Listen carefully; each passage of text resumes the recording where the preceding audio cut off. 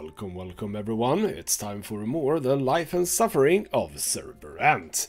Where last time I got the amount of justice I need in order to not die at the end of this chapter. I need to sentence Autumn. And to do that I need at least justice of 8. I have the evidence, so it's 1 lower than what it could have been otherwise, which is good. And I got to 8 in the last episode. And then I had an event in which Augustine Elborn told me to probably side with the noble for this occasion, because we were most likely in a problematic situation in the wider picture. I trusted him and I lost 2 justice. I have 2 years to gain those 2 back, and if I don't, I die. And I'm a bit worried that I might have sort of thought incorrectly about that event, which is that I reached Justice of 8. I'm gonna say a little bit later, possibly, and that event I think happens immediately when you get to Justice 8, which means that you could possibly get it earlier than what I did.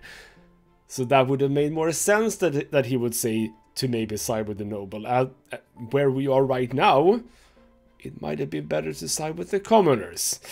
So I am again on a veritable knife's edge here. I might still be able to get there. If I can get some events that actually affects justice, I might still be able to get there, but it's gonna be by the width of a hair, I think.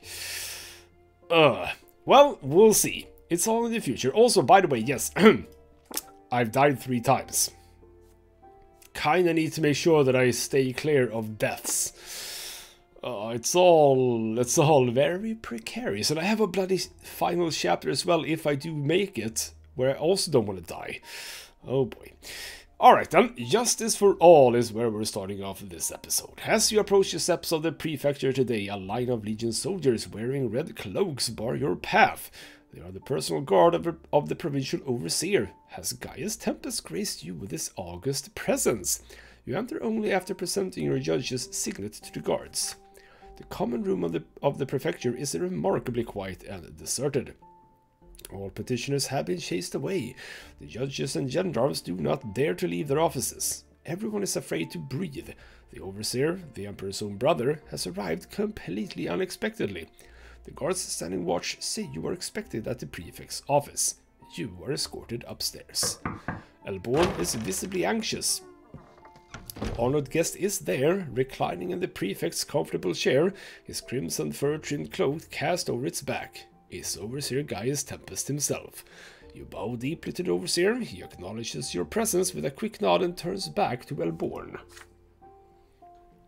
And he says, well, Elborn, I am positively incensed to see what has become of the city under your care. I put you in the seat to instill order under imperial law, but you have given the commoners too many freedoms. And now they are revolting against their lot and the Emperor's rule, plotting, forming secret societies, and now an explosion in Anisot. An attempt on the Magistrate's life. Everyone in the city is talking about some group called the Last Straw. This is unthinkable. Elborn accepts the blame without any sign of emotion, but you notice the muscles twitch behind the wrinkles on his face. And Gaius continues. I've ordered the secret chancellery to deal with this last straw, but their leader, a low-born woman named Sophia, is still at large. Last night I ordered a Legion squad to set a trap for this Sophia. We almost had her, but then an Arcanian appeared and attacked the soldiers. Is it possible that was Auden? Elborn glances at you confused, an unspoken question in his eyes. Did you hear that, Brante? And he says, an Arcanian defending a low-born woman? But how? How indeed, says Gaius. Indeed, Prefect. One Anthony Fess, a young Arcanian of little note. It seems he now values low-born insurgents more than his high birth, his honor, and his loyalty to the imperial dynasty. Baron Alfaro of the Secret Chancellery has been tracking him for quite some time. The young man began mingling with the revolutionary rabble and has since lost his mind. Now he swings his sword about in defense of the rights of the common folk. Let us leave the insurgents to the Secret Chancellery, that is their duty. What concerns me, however, is Anthony Fess. My legionaries are nipping at the insurgents' heels, and then this Argent appears and murdered 5 soldiers. Those poor souls were utterly flummoxed and unsure whether to fight back or humbly accept their death at the hands of an Arcanian. Well, I mean, that's the society you set up, so... yeah. Augustine goes, the mind boggles, your eminence. An Arcanian has broken the law for the sake of the common estate. May I assume your eminence has planned for a surfeit? Gaius goes, would that I had even a semblance of a plan. What a sordid predicament. Anthony Fess is a traitor who has committed a great offense against the crown. Yet he is an Arcanian. I shudder to think what might happen were he to be prosecuted to the fullest extent of the law. This has never happened in all of the province's history. The Arcanian dynasties will not tolerate it, and Archduke Melanidas will be swift to take advantage of the situation and undermine my authority in the province. And Augustine answers, your eminence, the law of the empire is the same for all its subjects. Perhaps it would be better to have its power demonstrated once and for all. Sir Fest challenged more than the soldiers of the legion, he challenged the rule of the emperor himself. Elborn, what did I just tell you? Prosecuting an Arcanian would represent an even greater threat to my authority. Find another way. This Fess is young and hot-tempered, so push him to the breaking point in the courtroom. Get him to draw his sword. Let everyone see him for a dangerous traitor he is. Even for an Arcanian, this would be an unforgivable transgression. Not even the Archduke would dispute a verdict against him. Gaius Tempest's gaze focuses on you. By any chance, am I going to be the judge? You do your best to show no emotion and remain as invisible as possible until the overseer gives you permission to speak. And he says, Judge Brante, you're here for a reason. You will handle the prosecution. I'd rather have Sir Prefect deal with the mess of a case himself, but he's too powerful to risk of if it fails. Well, gee, thanks. Rest assured, many nobles and Arcanians will demand you set him free, no matter how much evidence you have against him. The traitor Fess must be punished, but I ask you to ensure that my reputation remains untarnished. I have no intention of going down in history as the overseer who allowed our inviolable Arcanian rights to be compromised. That would be crossing the line. Prepare your case. Gaius Tempest rises from his seat in the blink of an eye and walks out, escorted by his guards. For a few seconds, utter silence fills the prefect's office. Then, at long last, Elborn feels he no longer has to restrain himself. And he says, he blames me for what's going on? Me, his most loyal human? No, I will do everything I can to have that criminal punished. Do you realize how much it will advance our cause if we can get that Arcanian condemned in a court of law? This is the only way we can instill the rule of law in these lands, Brante. The overseer insists that the trial be scheduled for tomorrow. Anthony Fess has been located. He was found and surrounded by gendarmes on the street. However, he did not resist and gave his word of honor to stand trial. You barely have time to prepare the charges before entering the courtroom. I do enjoy the fact that that's actually not me. Aren't I the judge? Shouldn't that be me?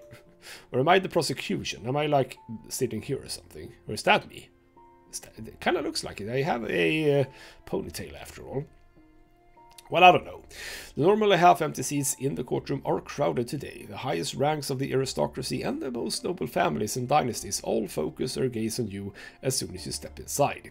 In the depths of the courtroom, you notice Octavia Melanidas, surrounded by her retinue of young ladies. The Archduke's daughter watches the trial unfold with a wry, indifferent smile. You ascend the podium. Prefect Elborn himself presides over the board of judges. The courtroom doors swings open, and the defendant, Anthony Fess, enters, escorted by gendarmes. The young Arcanian is dressed in a defiantly modest garb for his status. No embellishments, no jewelry, just a simple linen undershirt. However, he still carries a sword as expected from a high-born noble. You read the charges as procedure demands. Sir Anthony Fess willfully caused the lesser deaths of 5 soldiers of the Legion, thereby allowing a number of the last straw insurgents to escape punishment. Murmuring fills the courtroom. The Arcanian's large dark eyes watch closely, catching every motion in the hall. Suddenly, Anthony Fess interrupts you to speak for himself. Well, that's out of order. And it seems like he's gonna proclaim something too. People of Anisat, he says, I was not brought here by force today. I broke the law, and I'm ready and willing to be held accountable before all of you. I fought those Legion soldiers, and I killed them. Did I violate Imperial law? Yes, I did. Yet does anyone even bother to count the transgressions committed by our rulers on a daily basis? Why does this law exist if no one follows it? I do not accept a law that offers no salvation from eternal tyranny for the common estate. By my birth, I was given the power to rule over humans, but if suffering is all that rule brings, then I reject it. I am ready and willing to sacrifice my very life for the sake of justice, so that all citizens of the Empire will begin to respect the law. I mean, he's on my side of this. This is gonna be easy. The young Arcanian's words, loud and desperately audacious, spark turmoil in the courtroom. The stunned board of judges is at a loss for words. The gendarmes freeze in confusion, and the nobles are terrified. You hear their screams, "Madman, pull yourself together! You're no commoner, you're an Arcanian!" The courtroom is on the verge of exploding with tension. The gendarmes try in vain to placate the audience. The board of judges look to you. As the prosecutor, you must continue reading the charges against the defendant. The fate of the rebellious Arcanian is in your hands, but you have what it takes to make the most of this situation, and I cannot see... Oh, bloody hell, I can't do this. Damn it. Damn it. I wanted that to be a thing that I could do. But apparently, having not had the patronage of the powerful, or Archduke Melanides not hate me,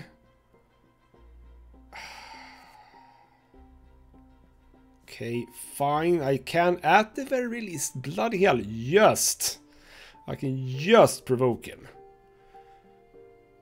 I mean, it's gonna have to be better than this. I mean, that clearly is not good. Clearly not good. Okay, we'll try to provoke him. Oh, this is not gonna go well, is it? As passions in the courtroom are running high, you prepare yourself for what is about to come, your hand clutching at the hilt of your sword, your eyes studying the young Arcanian's heated face as he fervently affirms the justice of his position. I'm gonna die, aren't I? I just realized that I'm gonna die here. Well, we'll see what happens. Then there are a bunch of gendarmes, so hopefully that they can, you know, go in between us. Then you announce that the prosecution must continue to read the charges against the defendant. The courtroom grows quiet, and you continue your opening remarks. Sir Anthony Fess has publicly declared that he does not accept imperial law. Does this mean that Sir Fess is willing to take any life in this courtroom for the sake of his cause, just as he took those of 5 Legion soldiers?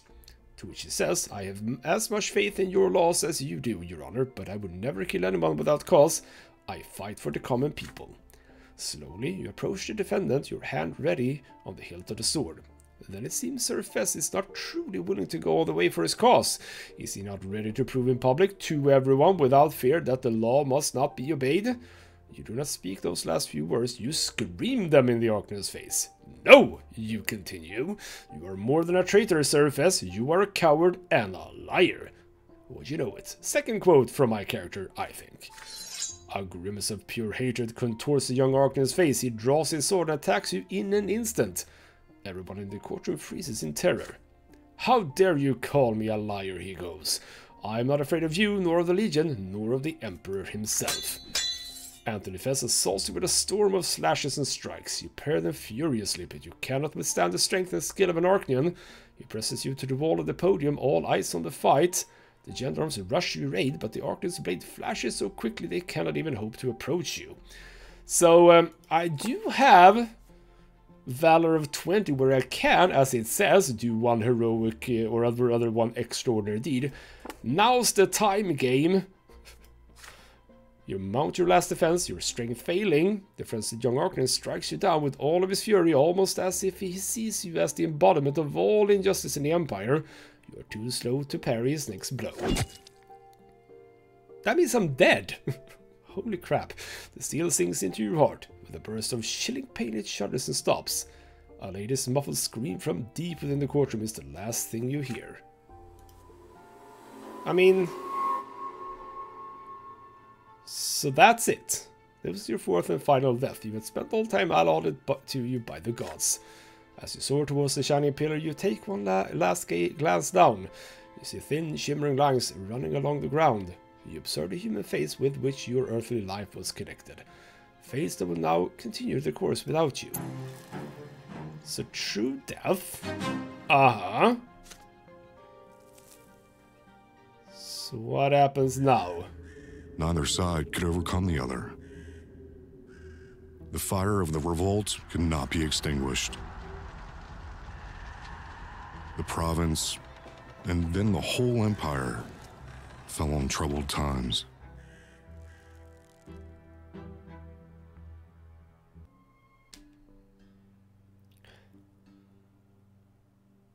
Alright, so we do get sort of a ending of sorts, I suppose. Outcome of the revolt. 4 years after your death, Anisot continued to simmer like a cookpot over a slow flame. The powerlessness of the simple folk, unable to change the old order, gradually gave way to rage. Finally, this anger became stronger than their age-old submission to the higher state and their fear of divine retribution. This rage was a spark that lit the fire of the revolt. The rebels took up arms and seized the city for themselves, led from the shadows by the last straw. When the moment of truth came, there was no soul in Anisot strong-willed enough to spearhead the raging revolt. The opposing factions soon reached a stalemate in which neither side would prevail completely. Anisot refused to surrender, but after a prolonged siege, Gaius Tempest finally broke the city's defenses, and the Legion entered the rebellious city of Anisot. The insurgents fled. The mobs disappeared from the squares and the streets. The leaders of the revolt were hanged. But the city's capture made even more trouble for the Overseer. The unrest was beaten down, but not suppressed completely. New riots followed one by one as the common folk, the new faith priests, and many nobles of the mantle continued to wage a desperate struggle against the old authorities. Gaius Tempest responded to the seething rebellion with more executions and threats, but dissent continued to grow.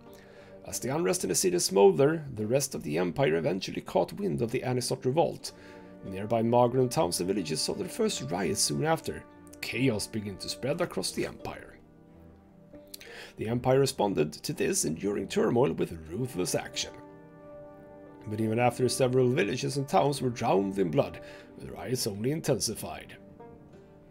The dominance of the emperor and his dynasty began to wane. Power struggles broke out between the powerful nobles in the capital. Then, a shocking event shook the empire to its core. Emperor Uther II was found dead in his palace, never to be reborn. His heirs, Gerion and Flavius, both disappeared without a trace. With no one to take the throne, the noble dynasties accused one another of plotting against the Tempest's rule. Feuds and internecine strife became commonplace. And so began the Age of Anarchy, a time of massacre and riots, conflict and bloodshed, chaos and unrest. There were no winners in this war of all against all, only survivors. The Empire entered a dark and terrible age. Well, I mean... Alright, I was about to say, wait, I'm dead, so we're not gonna continue, are we? You made your last and most important choice. Was your death worth it? Could you have chosen a different path? Either way, there's no going back. Your fate is sealed. There is no returning from the hereafter. And so you bid farewell to your mortal life. Everything you fought for, everything you strove for, all that is behind you now. You are on your way to the Shining Pillar to wait the judgment of the twins. You can no longer change the world's destiny, but the choices you made and the deeds you did have left an indelible mark. The world will remember the life and suffering of Sir Chris Brante.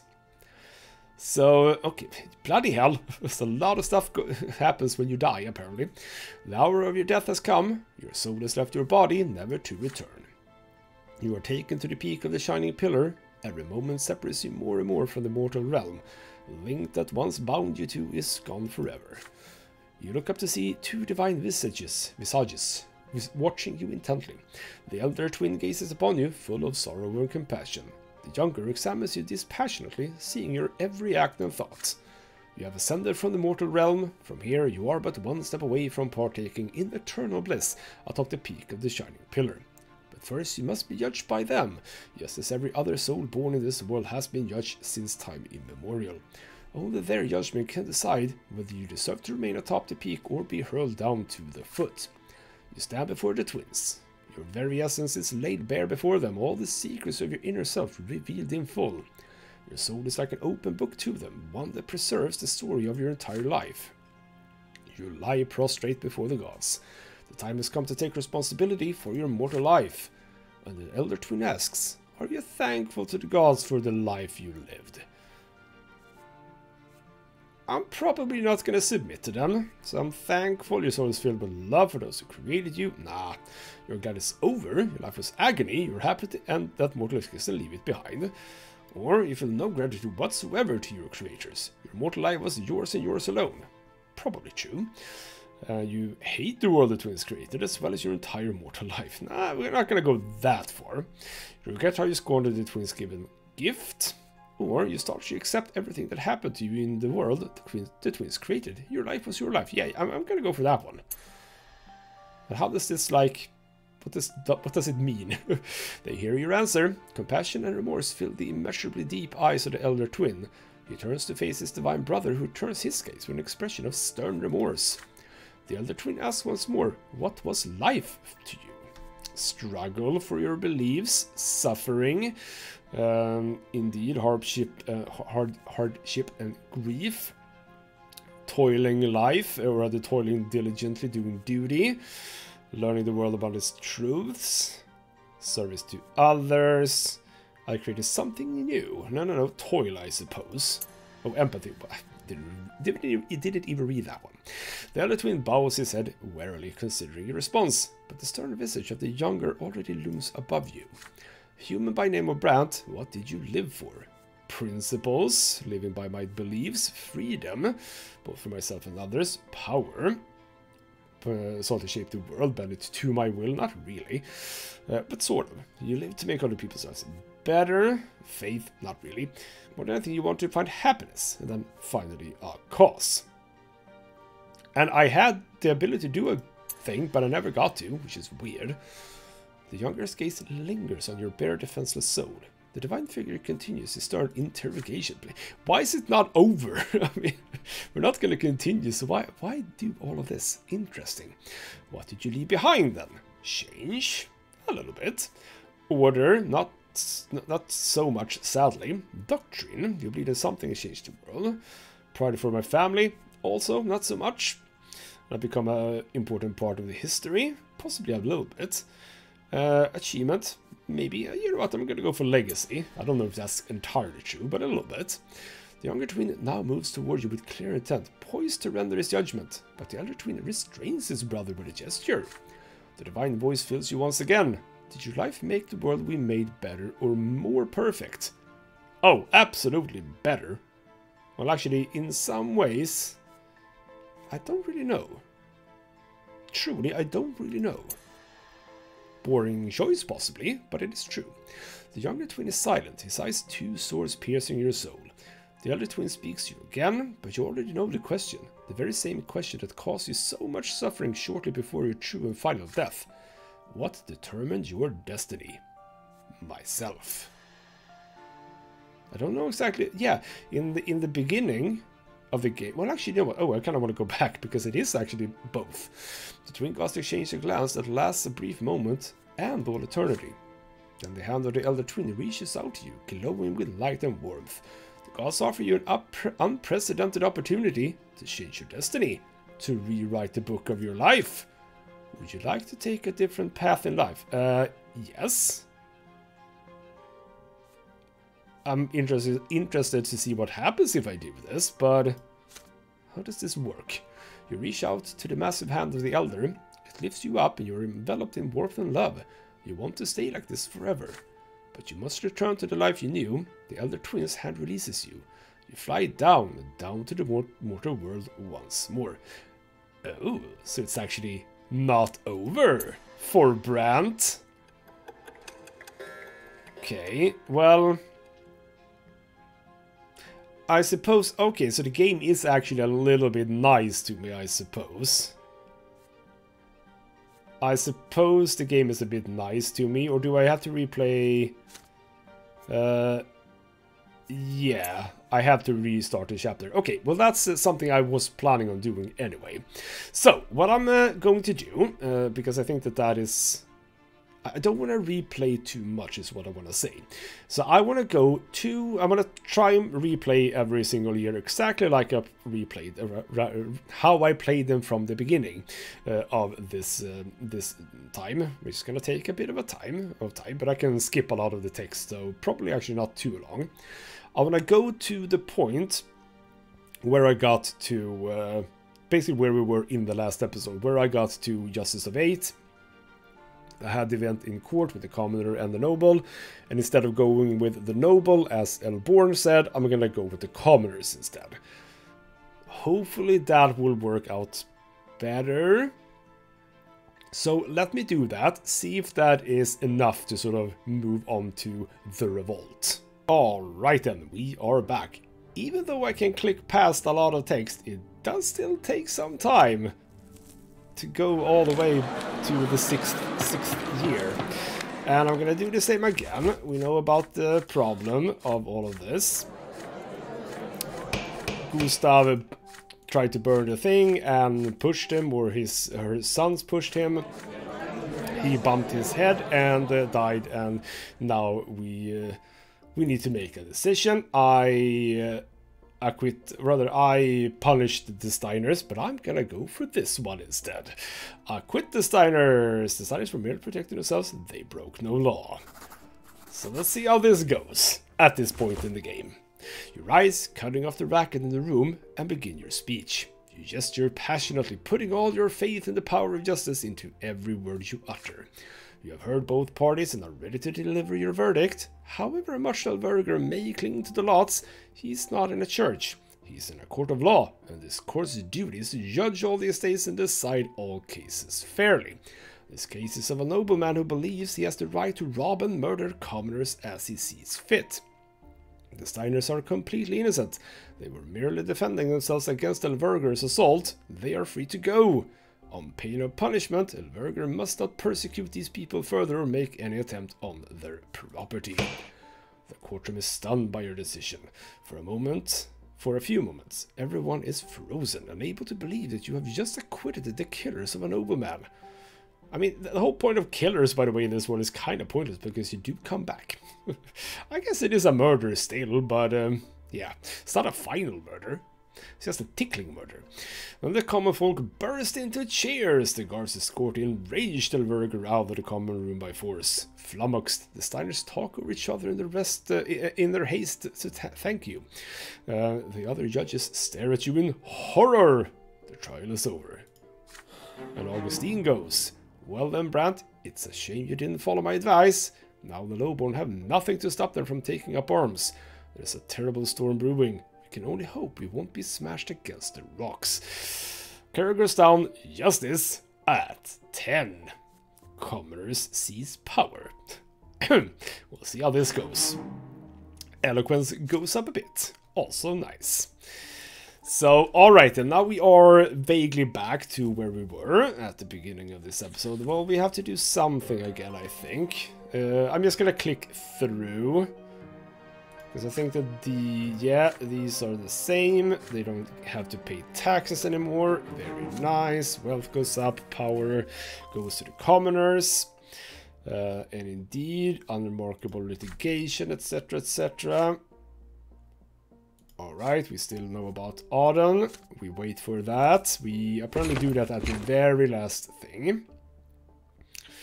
And it is again this thing. So this is literally where we were before. We have Gaius Tempest paying a visit. And now I can afford to drop some justice, which is very nice actually. So if I go here, well actually we know what we're supposed to do here. We are not supposed to provoke him, which is how we die. And I am on the 3 deaths, same as before, so I cannot provoke him because I die. So we have to acquit him, clear of all charges, which everyone will hate, including him. You loudly call for attention. Some time passes before you restore order in the court and continue your opening remarks, albeit with a sudden unexpected twist. There has been a misunderstanding, you say. Indeed, Sir Anthony Fest engaged in combat with Legion soldiers, but only because their brazen behavior left him no choice but to defend his honor. Naturally, you say the insurgents were not involved in any way. There can be doubt that no Arcanian of noble birth would ever defy the sacred rule of the Emperor. Surely the Honorable Board of Judges would agree. The nobles in the courtroom, left stunned and speechless by the young Arcanian's words a moment ago, seemed to awaken from their daze. They applaud you. Hear, hear, they cry. Hands of the Arcanians. Only Octavia Melanides remained silent in the back row, her face contorted in a disdainful smirk. Anthony Fess looks around the courtroom, dumbfounded. He tries to speak again, but you cut him off before he can even begin. You continue your speech. This young Arcanian nobleman has allowed his roiling ancient blood and desire for greatness to speak louder than reason. We should not misinterpret his youthful fervor as treason. Anthony Fess is clearly innocent and must be freed at once. Your speech is concluded, you catch your breath, but when you look up, your eyes meet Elborn's heavy, scornful gaze, devoid of all respect. The prefect sighs painfully, grievously, and reaches for his gavel. And he says, due to the absence of any charges, the court has no choice but to find Sir Anthony Fess not guilty. You are free to go, but remember, the laws of the Empire represent the will of our Emperor and the twins themselves. The aristocracy applauds this just verdict from the stalls. The gendarmes hurry the rebellious Arcanian out of the courtroom before he can utter another word. The prefect walks down from the podium, his eyes trained on you, full of chagrin. Not only have you let me down, Brante, you've also shown everyone that Arcanians are above the law, even if they commit crimes out in the open. I had hoped that this outrageous call for rebellion would finally force an Arcanian to face justice. Yet the aristocracy would rather tolerate a singular madman revolt than risk their immunity from legal process. I am very worried. I am very, very worried that I have betrayed him now. It doesn't actually say yet, and I know that the game sort of does the calculations before you actually get to the end. But I'm worried. Fortunately for you, the prefect is quickly surrounded by nobles. Excited by the case of Anthony Fess, they have questions that demand answers. You slip out of the courtroom, only to run into a crowd of commoners. But to your surprise, they shower you with adoring cries. All hail Judge Brante, shout. He saved good Sir Fess. Yes, the commoners actually do like him, I suppose. The news that you rescued the sole Arcanian fighting for the lowborn is quick to spread across all across Anisot. A letter arrives almost immediately after the trial bearing the overseer's seal. Gaius Tempest makes to attempt to conceal his anger. Yeah, he's not going to be happy. Entrusting this case to you was a mistake, Judge. You failed to resolve it in a worthy fashion. Anthony Fess is now at large, free to rouse the people to revolt as he pleases. But do not blame yourself. It is my own fault for assigning a delicate matter of such importance to a man who was but recently a commoner. You let out a heavy sigh. It seems everyone in Magra has their own reason to condemn your decision. Not everyone, the commoners loved it. Come on. So, Augustine, we were friends at some point. You are a bit sad about me. Yeah, justice went down the drain. That's really, career is down the drain. Oh, I'm at 0 now. Ugh, how is that gonna work? But I am at Justice 8 still. So, we're still game. I have not betrayed Augustine. And invitation to the ball. Wait. Stefan Brante killed in a duel? When did that happen? Okay, well, we're having an event because my career is at 0. When the hell did you die in a duel? Your last ruling cost you dearly. The nobility of Anisot demands that you vacate your position as a judge. You have made many enemies during your tenure at the prefecture. Prefect Elborn uses all his resources to curb the attacks. It is only by virtue of his protection that you remain a judge. But your career is hanging by a thread. One misstep and you will lose your position, if not your noble rank. So the problem now, obviously, is that I am at 8, but now I most likely have to do something to get my career up, and that might cause problem for justice. However, similar situations, I've been actually able to get both career and justice, so we'll see. Night is slowly falling upon Anisot. You examine yourself in the mirror. You are dressed in your best doublet, every crease carefully ironed. Your sword rests in a luxurious sheath. This night is of the utmost importance. The door to your room opens. Stefan is immaculately dressed, as always, but tonight you are on par with him. Looking good, Chris, he says. Let's go, our carriage is waiting. So, doesn't feel like you have died in a duel yet. But you might be now. You leave together to attend a noble ball. Stefan patronizingly continues the speech he began at home. Please understand, brother, the nobles of Anisot already have an axe to grind with you. It would be fine if it only concerned your work, but now they're casting aspersions on the entire Brante family. The fact that I managed to persuade Liberius to invite us to the ball is a sheer miracle. He's from the entourage of Archduke Melanides and the leader of the noble militia. I beg you, Chris, swallow your pride and show Liberius that you are actually someone he can work with. If you please him, you'll save your position. You solemnly tell your brother that you will do your utmost. The ball is being held in a glorious mansion within half an hour's ride of Anisot. The house is built in an old Arcanian style, like many of the homes you have seen on the outskirts of Eterna. The mansion is surrounded by a hedgerow, an extraordinary luxury in the desiccated province of Magra. You hear the sound of music from the backyard and smell the scent of flowers. Servants obligingly escort you to the estate. The doors of the garden open, but you behold no dancing couples or buffet. Where you had expected a ball, you see only a few violin players. Upon seeing you, they hastily lift their bows from the strings. Oh, this is not good, is it? In the middle of the garden is a table set for dinner, and in the only occupied seat, you see the master of the house, an elderly nobleman. Despite his advanced age, his posture and movements are those of a hardened warrior. His face bears an expression of tired serenity and slight melancholy. This is Friedrich L. Liberius. At last, the guests of honor have arrived, the Brante brothers. Welcome to my humble abode. Please have a seat. You see several armed men approaching you in the semi-darkness. Are they knights from the noble militia? You glance at Stefan. He does not look the least bit surprised by this turn of events. He answers your silent question. Yes, I knew there was no ball. But your actions have left me no other option, Judge Brante. This is for the good of our entire family. Before you get angry, listen to what Sir Liberius has to say. Bloody hell, Stefan just backstabbed me, somehow. Carefully looking around, you sit down at the dinner table. The master of the house smirks and sips from his glass, and says, Well, Sir Chris Brante, I speak on behalf of all the noble families in the city. May I assume you understand the degree to which you have enraged noble society? You have inflicted numerous wounds upon the nobility of Anisot. Too many to list, but we do not wish to confine the young Brante family to contempt and dishonor. Tomorrow morning you will publicly declare that all your rulings against the noble have been based on false evidence, and that the prefecture has annulled them. Thereafter, the noble families will take mercy on you. Have we come to an understanding, Chris? Liberius folds his arm across his chest. Your brother shoots you impatient glances. Come on, Chris, agree. The militiamen in the shadows tighten the grips on their swords. The future of your career and your family is at stake, as well as your life. So if my valor had been lower than 17, or 17 and lower... Okay, reject demands. Challenge him to a duel.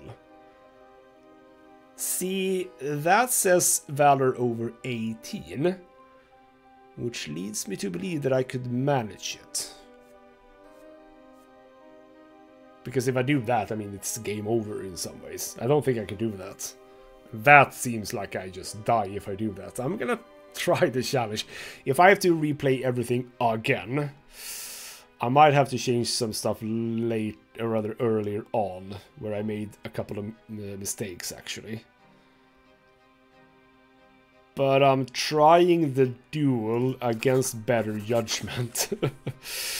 Alright, you rise slowly, your hand on your sword. Your voice is polite and confident. You suggest another way to wash away this insult.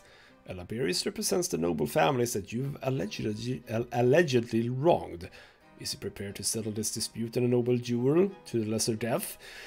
Is Stefan gonna join in? Is that what's gonna happen? And I kill Stefan? Oh, that's not gonna go well for the family.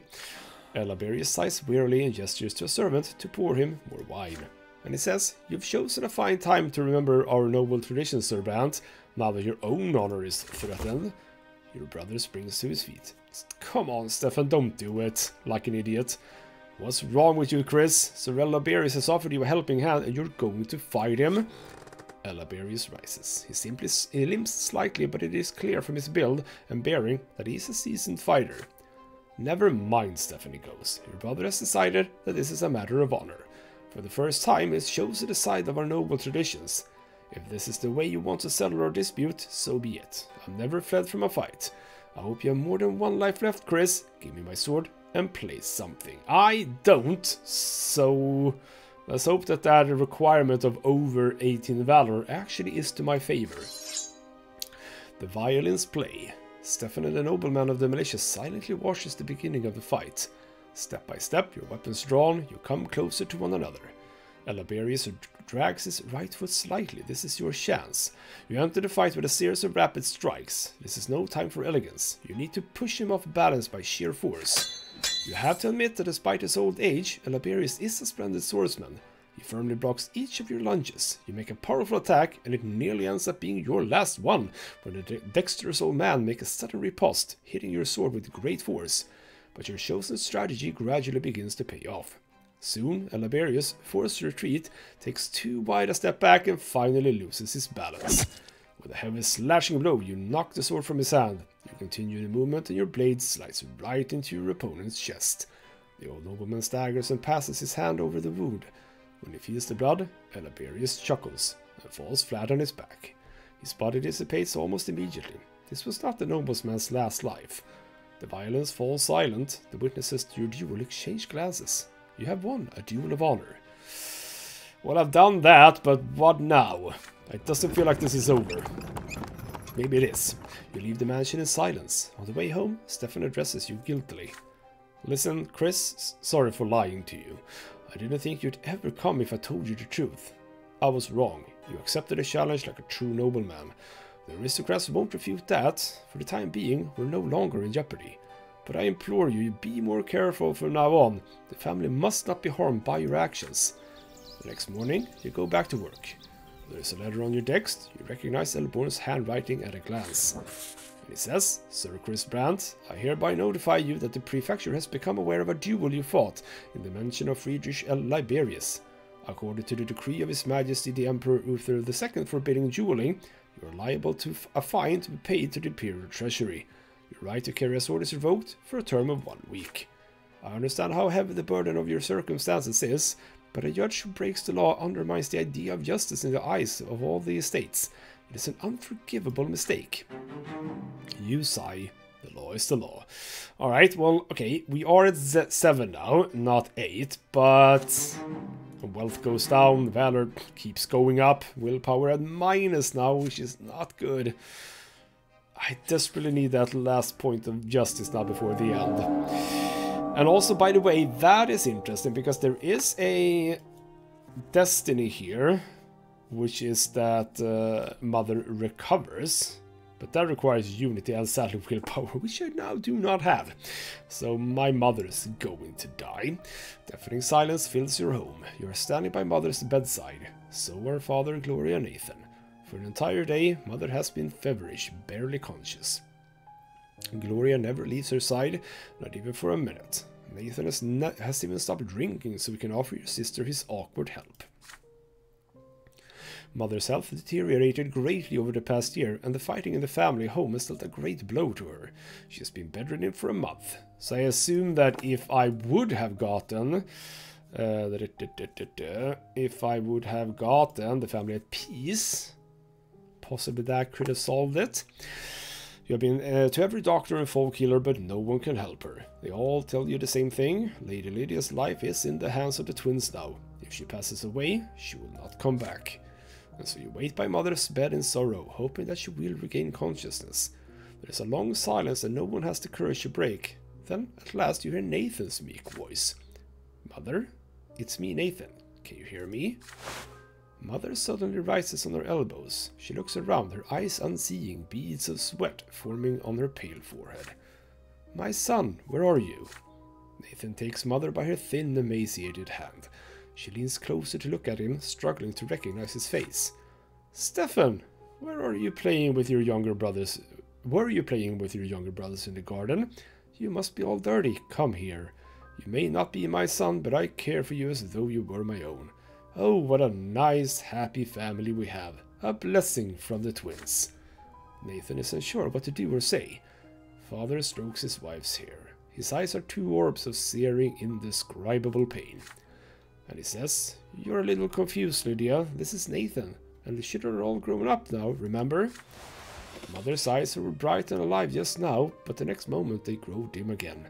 Her head falls weakly back onto the pillow. And she says, "You're right, my husband. The children grew up, but I was never able to teach them how to live in peace with each other. I let you down, Robert. You made a mistake when you took me into your home. You saved my daughter and me from a life of poverty, and how did I repay you?" Gloria cannot take it anymore. "What are you saying, Mother? Don't you dare blame yourself. You did your best. You did all you could." Father looks away, unable to hold back the deluge of tears. Mother's voice, so faint now, calls out to you. "And Chris, where is he?" With great care you move closer to Mother. You answer her quietly. You're here, right by her side. "Chris, I'm so happy to know you're here. I always knew greatness awaited you, ever since you were a little boy. What a shame I won't be there to see it. I couldn't save the Brante family. I will face my punishment at my final judgment. But don't worry, my dears, I am ready to stand before the twins." Lydia Brante's voice trails off, no longer a voice, just a final whisper of life. "Will you accept your mother's death, or will you find a way to fight for her life?" Yep, that is where I could... Oh, that's so annoying. Oh, that is so annoying. I was at 7, and then I lost it because I made a stupid choice at some point. I think the final one was that I allowed Gloria to read her poems. I think that was what was the final, or the last one.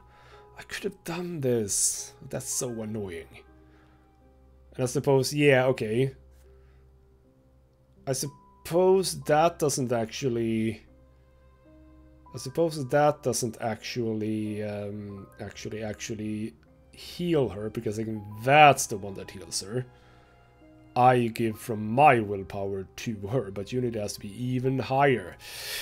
So, it is a shame. My mother is no more.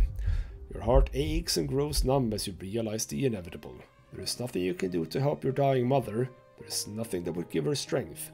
Your family has grown weak from all the spite and strife that has filled your home. I mean, we are at 7 in unity. We're quite high up. I mean, bloody hell, we are at... well, actually, okay, fine. Now we're at 4. Ah, okay, we were... Oh, no, we are at 4 now, because, again, this has lowered. We are going to get a -2. We were at 6, so it's not like we were that badly off. Even now, at Mother's deathbed, you can feel the enmity, disappointment, and anger driving your family apart. Lydia says, "Children, accept this, humbly." Her voice trails off, her eyes grow dull, her cold hands release yours, fall onto the bed, and grow still. The last emotion on Mother's face is a sadness born of exhaustion. A scream of despair rips itself out of Gloria's throat. "We did this to her. We fought so much that we killed her. Me, Stefan, Chris. In fact, it was actually you reading your bloody poems that killed her, if you wouldn't mind." Nathan yelps with grief. He runs away howling. Father slowly sits and takes his late wife's hands in his. His tears flow no more. His eyes stare far into the distance, empty and bleak. Lydia. You mourn her together, but alone. You leave the house to roam the garden, empty and numb. Mother has left this world for the peak of the pillar to face the twins' judgment. She spent all her life preparing for this journey, but now her mortal life has ended. She is no longer here. Never again will she gather her family at the table. Never again will she offer a word of solace in trying times. Never again will she greet you with her quiet, humble smile. You bury your face in your hands. Lydia Brante, your mother, has left this world. For some reason, Robert doesn't like me for that. Gloria doesn't like me. Nathan, why does no one like me because of that? What did I do? And also, I'm exhausted now, so that's also not good. So yes, indeed, my mother has died. That is not good. Wish I could have avoided that. Transformation. By the way, did I... Nothing happened with my career, by the way, with that event before.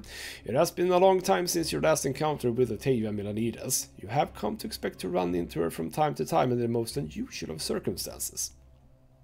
But Octavia has all but disappeared, vanished completely from Imperial High Society. Then one night you come home to find a letter bearing the heraldic serpents of the Melanides dynasty. The handwriting is not Octavia's. This letter was penned by the Archduke himself, and he writes, "We, Duke Tarquinius of the great Melanides dynasty, salute you, Judge Chris Brandt. We have been made aware of your relationship with our daughter Octavia, but we shall leave the particulars of this relationship for another time. Lady Octavia has disappeared. It has been 1 month since we last seen any of our holdings. She was seen in any of our holdings within the city of Arisot.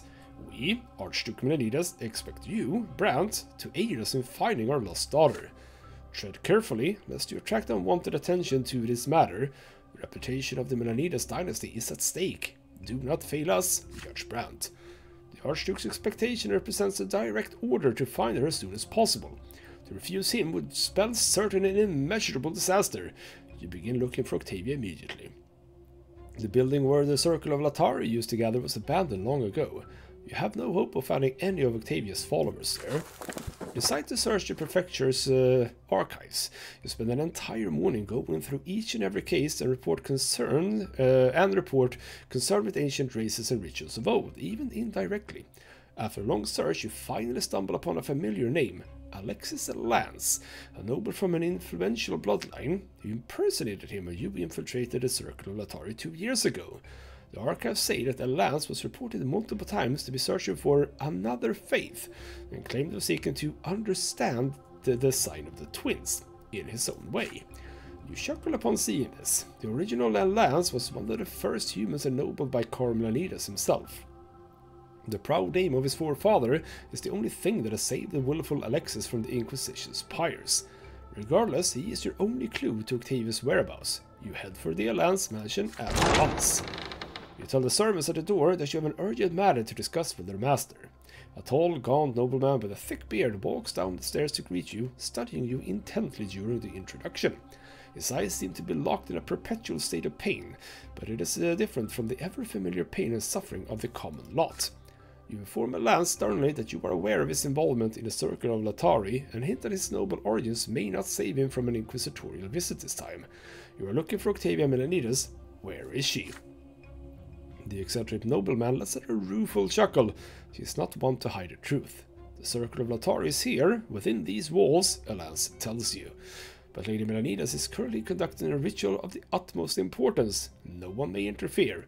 This rite will return the Latari to this world, or rather, it will return the world to the eternal fold of the Latari.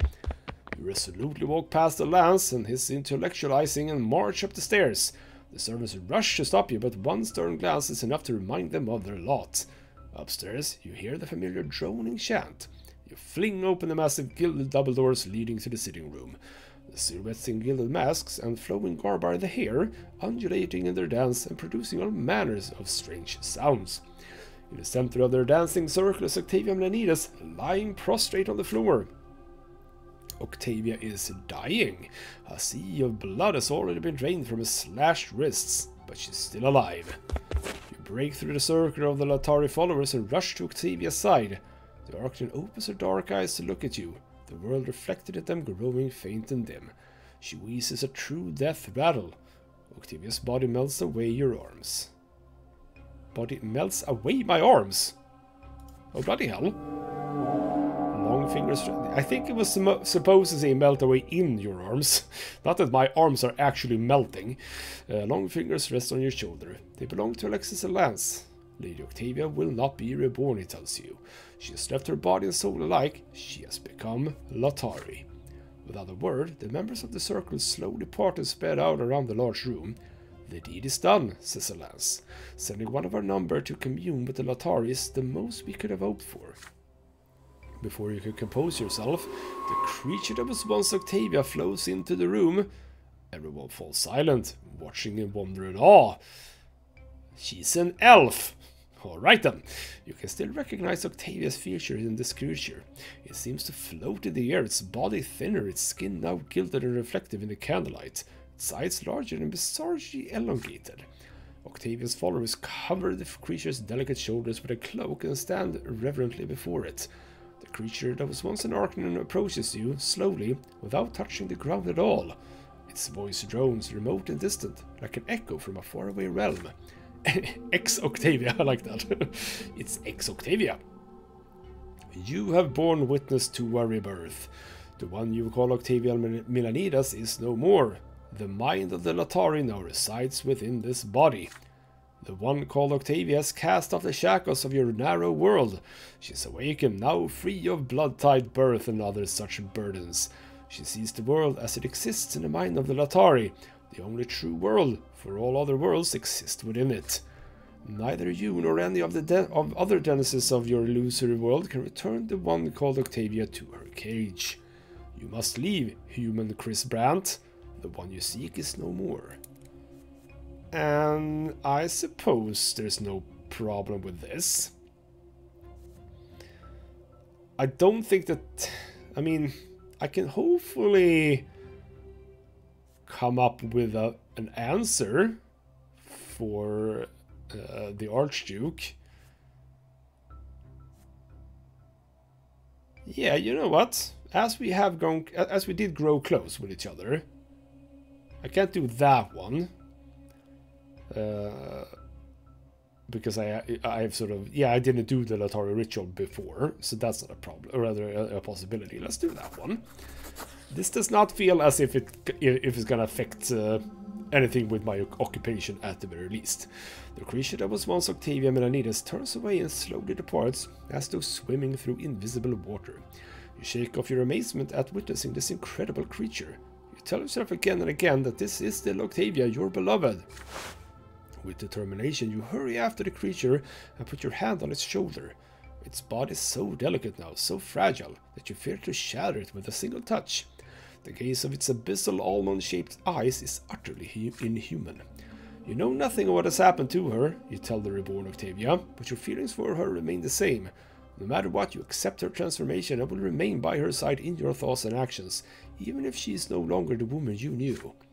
The creature that calls itself Latari reacts with a shadow of a smile that reminds you of the old Octavia. She would be glad to hear that. We thank you, Chris Brante. The one called Octavia's feelings for you were strong. She would remember you and leave a place for you in this illusory world until it burns away in the flames of her mind. You will remain connected until the world of the one called Octavia Milanidas ceases to exist. Let's hope that that is far, far into the future. But she must walk her path alone. You cannot aid her, nor can you hinder her. The time has come for the one called Octavia to see the world anew. She wishes to bid you farewell. The Latari, this strange creature, suddenly grasps your hand and holds it to its face, inhaling the scent of your skin. Your body reacts to this touch with a flurry of emotions and sensations you cannot even attempt to describe. Finally, the creature runs known throughout the province as Octavia Milanidas floats down the stairs and disappears from sight. Dazed, you watch the members of the circle part and walk away without a word. You are soon left alone. As soon as you recover from this experience, you head to Castle Serpent Verda. The Archduke will not tolerate any delays when it comes to his daughter's fate. The guards escort you to the ancient throne room, the same room where Octavia once met you herself. And the throne where we had sex. Sits the Archduke, sullen and dour. His face resembles that of a bird of prey. His lips are tightly pressed, his body is hunched and tense. You kneel before the reigning lord of the province, and I'm going to hope that I don't die now again. I have no time for formalities, Brante, he says. Tell me what happened to Octavia. You remain kneeling, your eyes cast down. You tell him that you have been unable to find Octavia. You searched all across the city and questioned everyone who has ties to the Archduke's daughter, but it was all in vain. You have failed to carry out his order. Archduke Milanidas listens, showing no emotion, but his hand clutches at his scepter harder and harder with every word. Does he even believe what you are saying? You had a service you could have performed for me, Brante, a service that would have brought honor to your family. Instead, you have failed me. I will remember this when your father requests to be ennobled by the sword. You shall forget all ties you had to Octavia, as well as my orders, forever. Well, I gotta say, that went better than expected. And again, we're not going for being ennobled by the sword anyway, at least not intentionally. The high road takes you back to Anisot, empty in the dark night. You cannot help but think of Octavia, or of the creature she has become. The creature that called itself Latari has disappeared without a trace. The Archduke's men scour the entire city, but they cannot find her. Will you ever see her fragile, ethereal silhouette again? We have received a spiritual bond. And her fate is inextricably bound to yours. That is also going to be fascinating. And her reputation is now plummeting. Willpower, I was at -10 already, so that's fine. I say that's fine. It's not fine, but it isn't worse than it was before, at the very least. Alright then. The Runaway Bride. Alright. So, alright. Okay. Well, we'll see what happens with this. I mean, here's the thing. The one thing that I actually had hoped that I would be able to do, which was to unite the family, that had the betrothed part there. But now that's not going to happen, so I really don't care about this in some ways. Anyway, we'll continue here. For some time now, you have been trying to remain aloof from family matters. The conflict between Stefan and Gloria has not been resolved, and you have refused to take sides. You are confident that they have been plotting and scheming against each other all this time. And now Stefan's efforts are about to bear fruit. All the arrangements have been made. All the negotiations are done. Gloria is about to leave the Brante home to marry El Jose El Pelletier, the noble of the sword who has fallen madly in love with her. Oh yeah, that thing. Long since that happened. Your sister fought tooth and nail but could not hold her ground against Stefan forever. It was no easy task to arrange this match between a nobleman and a commoner whose father has rejected her. Every single member of the El Pelletier's family did their best to change the young nobleman's mind, but he refused to relent. Stefan did his best too. He spent an eternity convincing the groom's family that Gloria has received an excellent education and will make Sir Jose a fine wife. And so the wedding day has come. The family prepares Gloria for the long journey. The wedding ceremony will be held at a church next to the El Pelletier estate. As tradition demands, no one else is allowed to attend the wedding. Gloria is completely silent today. She meekly allows the servants to change her into the coarse, humble garments of her lot demands she wear before the twins, all without saying a word. Our father says, Gloria, say something, I beg of you. This marriage is the best thing the Brante family can do for you. You're about to join a noble bloodline. Gloria stares back at Sir Robert, her mother's husband who never became her father. There is bitter sorrow in her gaze.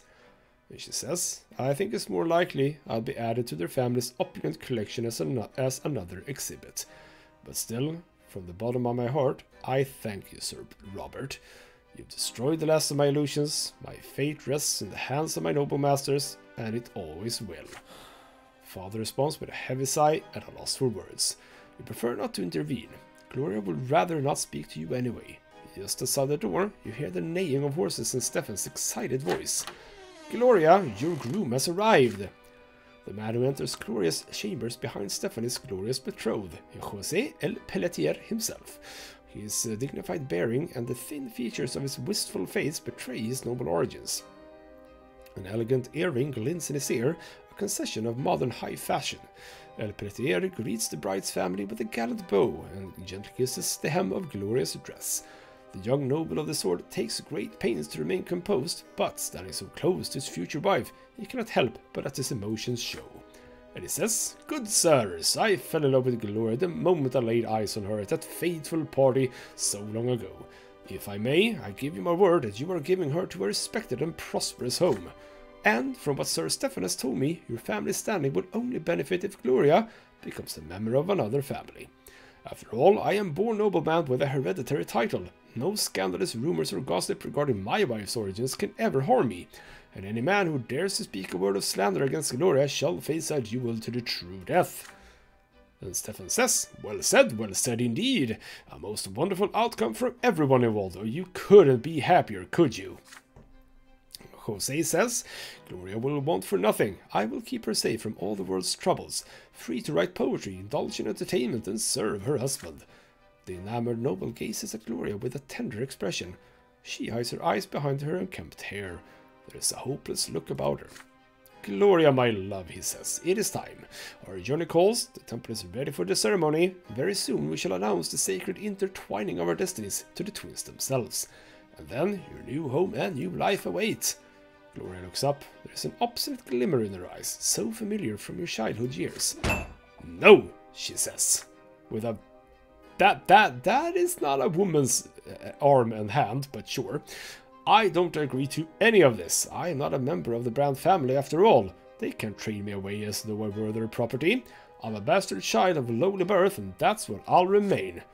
At a loss for words, Pelletier turns to Stefan. He expects an explanation. Enough! You're embarrassing us! Am I? Says Gloria. As far as you're concerned, all I've ever done is embarrass the Brante family, so deal with it. Gloria breaks free of Pelletier's embrace. He lets her go, utterly baffled. And she says, I'm leaving. I'll live on the streets or on Skid Row. I don't care. Goodbye. And goodbye, Chris. I took care of you my entire childhood, but you still wouldn't stand up for me. This isn't my home anymore. I'm gone. Hey! I feel that's not called for. I stood up for you in this chapter twice. Well, actually 3 times even. I presented you at the party. I let you I talk to you when I got back home. I let you read your poetry. I have stood up for you, you bastard. Well, alright then, fine. Gloria rushes down the stairs, her rage fueling her speed. No one has the courage to stop her. Stefan barely musters enough composure in the face of this fiasco.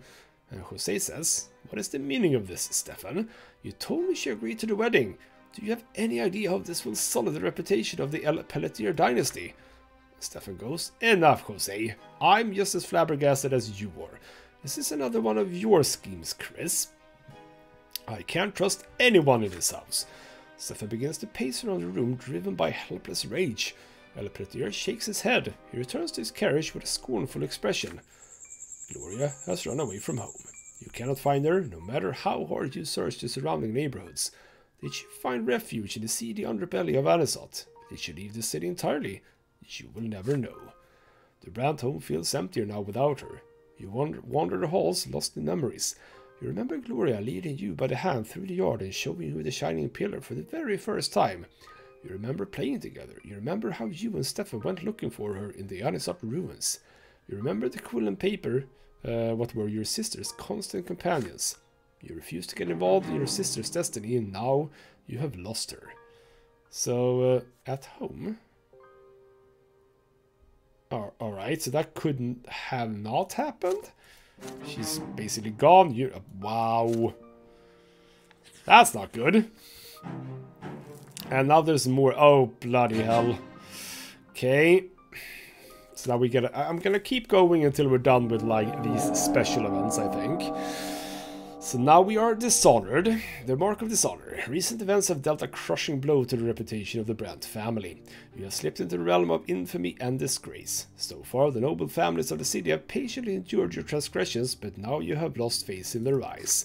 Noble society is eager to bring your every dusty scandal back into the light. Old offenses, ancient grievances, and, naturally, father's marriage to Lydia Brante and Gloria's ignoble origins.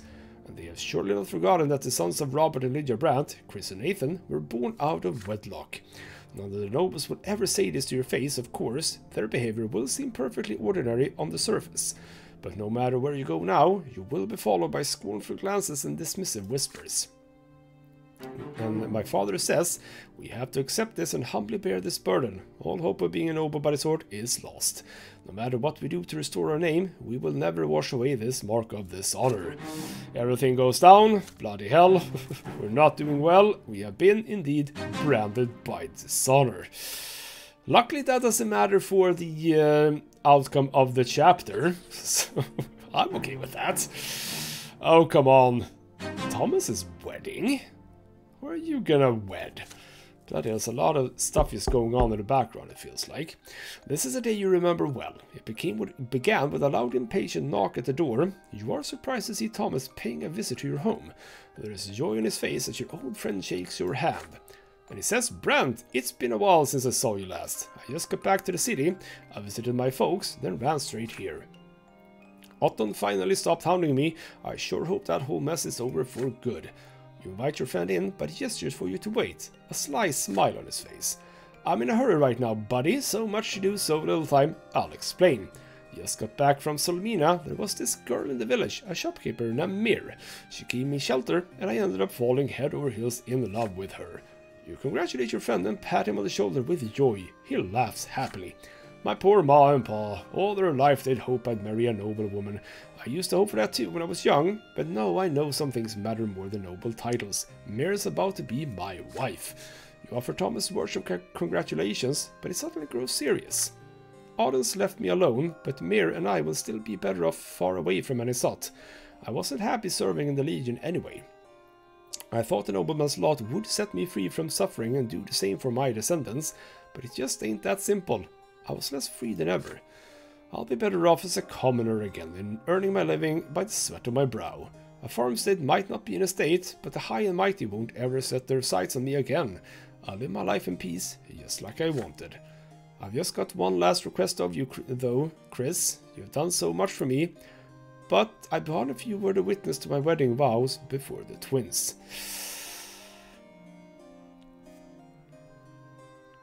I kind of wanna do it. Okay, fine. I mean, everything is going down the crapper anyway, so let's just do this, I suppose. Your hand comes to rest on Thomas's shoulder. It would be an honor and a privilege for you to be a witness of your friend's wedding. Thomas glows with joy. Wonderful! You got no idea how much this means to me, Chris. And I gotta go get ready. Several days later, you follow your childhood friend to a smallish temple nestled on the edge of the Brass District. He is wearing a plain white shirt. Needless luxuries are forbidden at the austere wedding ritual. You are both welcomed by the bride, a blonde-haired young woman, innocence and hospitality written across her trusting face. The bride's parents stand further away, two aging villagers eyeing the streets of the big city with suspicion. Mir, says Thomas. Meet Chris Brante, my best friend ever since we were lads. He'll bear witness to our oaths before the twins. The bride greets you with a humble bow. The three of you step inside the temple, you close the door behind you. Tradition demands no one else be allowed to attend the sacred wedding ritual. An amiable aged priest by the name of Ignatius Aventini meets you inside.